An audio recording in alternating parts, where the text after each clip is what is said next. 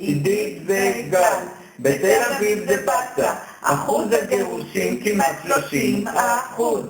עידית וגל, אחרי שנים ביחד, רוצים לתת עצות גם אם לא תשמעו. לכן בתור הורים, למנוע גירושים, נחוש כאן אחריות ולא נשב בצד. ניתן מילה מפה, נשאיר מילה משם, ואם אפשר נרקוד, וגם נצעק חזק. 3 דברים קטנים הולכים עם נישואים, וכשחיים ביחד חשוב לומר אותם.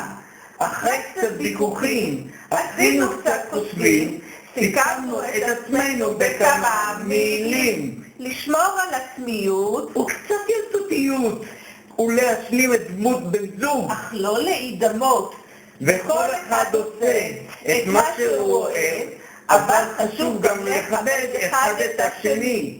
לצאת מהשגרה, אחרי העבודה, לראות כיצד שוקעת השמש אל הים, ללכת לטיול, לנסוע סתם לחו"ל, לא לאבד תקווה ולא להתייאש, לדבר מהלב את כל מה שחשוב, לדבר מן הלב ככה סתם, ובמיוחד להבין את הלב השני, להקשיב לו הרבה אם אפשר.